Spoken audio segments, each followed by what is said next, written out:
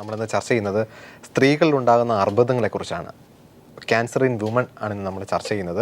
ഈ വിഷയം ചർച്ചയിനായി നമ്മോടൊപ്പം ഉള്ളത് ആസ്റ്റർ മെഡ്സിറ്റിയിലെ സീനിയർ കൺസൾട്ടൻറ്റും അതുപോലെ ഹെഡ് ഓഫ് ദ ഡിപ്പാർട്ട്മെൻറ്റും വുമൺസ് ഹെൽത്ത് ഡിപ്പാർട്ട്മെൻറ്റ് സീനിയർ കൺസൾട്ടൻറ്റും അതുപോലെ head of the department doctor Mayadevi കുറുപ്പാണ് ഇപ്പോൾ നമ്മോടൊപ്പം ഉള്ളത്. സാധാരണയായിട്ട് അറിയാം, ക്യാൻസർ എന്നുള്ള പദം നമുക്കറിയാം, സ്ത്രീകൾ അത് എത്രത്തോളം അത് ബാധിക്കുന്നുണ്ട്. പലപ്പോഴും സ്ത്രീകളിൽ ഏറ്റവും കൂടുതൽ മുന്നിൽ നിൽക്കുന്ന ക്യാൻസറുകൾ ഏതൊക്കെയാണ്? സ്ത്രീകളിൽ ഏറ്റവും കൂടുതൽ ഇപ്പോൾ കാണുന്നത് സ്തനാർബുദമാണ്. പണ്ടത് ഗർഭാശയ മുഖാർബുദമായിരുന്നു, അതായത് സെർവൈക്കൽ ക്യാൻസർ.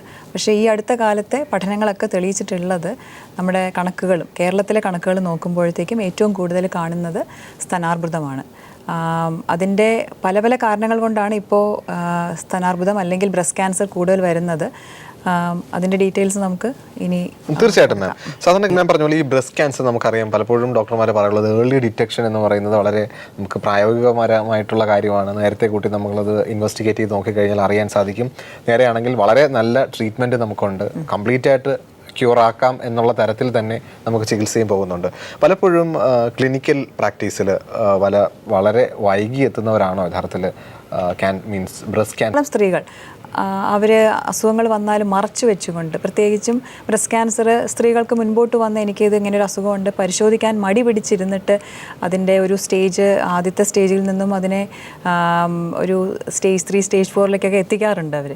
അതിൻ്റെ പ്രധാനമായ കാരണം അതിനെക്കുറിച്ച് ഒരു ബോധവൽക്കരണം നമ്മൾ നടത്താത്തതിൻ്റെ ആണോ എന്നെനിക്ക്. ഈ അടുത്ത കാലത്ത് ഡോക്ടർമാരും എല്ലാവരുടെയും കൂടി ഒരു പരിശ്രമം മൂലം ബോധവൽക്കരണം നല്ലോണം നടക്കും. പലപ്പോഴും കേട്ടിട്ടുണ്ട് ഈ വിദേശ രാജ്യങ്ങളിൽ, അതായത് US പോലെയുള്ള രാജ്യങ്ങളിൽ നമുക്ക് വർഷാവർഷം ബ്രസ്റ്റ് എക്സാമിനേഷൻ, അതായത് മാമോഗ്രാം പോലെയുള്ള ടെസ്റ്റുകൾ കമ്പൽസറി ആയിട്ട് തന്നെ ചെയ്യണമെന്ന് പറഞ്ഞിട്ടു. അതൊക്കെ നമുക്ക് യഥാർത്ഥത്തിൽ കേരളം, ഇതിൽ ഇന്ത്യ പോലുള്ള കൺട്രിയിൽ പ്രായോഗികമായിട്ട് ചെയ്യാൻ പറ്റുന്നുണ്ട്. ചെയ്താൽ കൂടിയും നമുക്ക് ഒരു വലിയ ഒരു ആൾക്കാരെ ഫിൽട്ടർ ചെയ്യാനും നല്ലൊരു ചികിത്സയും നൽകാൻ സാധിക്കും.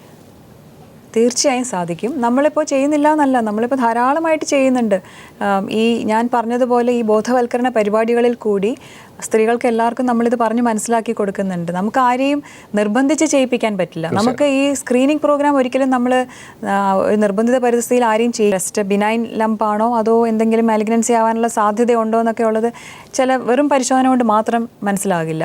അവരുടെ പ്രായം അനുസരിച്ച് 30 വയസ്സിനും 40 വയസ്സിനും ഒക്കെ ഇടയ്ക്കുള്ളവർ, അല്ലെങ്കിൽ 50 വയസ്സിൽ താഴേന്ന് വെച്ചോളൂ, അങ്ങനെയുള്ളവർക്ക് ഒരു അൾട്രാസൗണ്ട് സ്കാൻ ബ്രസ്റ്റ് ചെയ്താൽ മതിയായിരിക്കും. അതായത് ഫാമിലി ഹിസ്റ്ററി വല്ലതും ഉണ്ടെങ്കിൽ, അതായത് അവർക്ക് സ്തനാർബുദത്തിൻ്റെ ഫാമിലി ഹിസ്റ്ററി വല്ലതും ഉണ്ടെങ്കിൽ നമ്മൾ ബ്രസ്റ്റ് ക്യാൻസർ അതിൻ്റെ കൂട്ടത്തിൽ നമ്മൾ സോണോ മാമോഗ്രാം എന്ന് പറയുന്നത് ചിലപ്പോൾ ചെയ്യേണ്ടി വരും. അതല്ലെങ്കിൽ വളരെയധികം അടുത്ത ബന്ധുക്കൾ, അതായത് അമ്മയ്ക്കും സഹോദരിക്കൊക്കെ ഉണ്ടെങ്കിൽ, 40 വയസ്സിന് താഴെയുള്ളവരാണെങ്കിലും നമ്മൾ അങ്ങനെയുള്ളവർക്ക് ചെയ്യുന്നതാണ് MRI സ്കാൻ ബ്രസ്റ്റ് ചെയ്യുന്നത്. മാമോഗ്രാം ആണെങ്കിൽ നമ്മൾ 40 വയസ്സിന് മുകളിലോ അതോ അല്ലെങ്കിൽ 50 വയസ്സിന് മുകളിലുള്ളവർക്ക് നമ്മൾ മാമോഗ്രാം ചെയ്ത് പരിശോധിക്കേണ്ടതാണ്.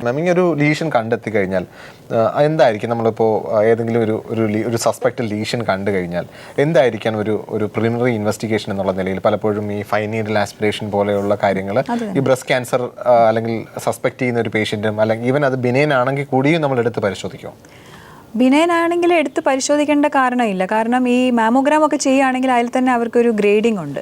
ബിനൈൻ ആയിരിക്കാനുള്ളത്, മറ്റത് ക്യാൻസർ ആവാനുള്ള സാധ്യത.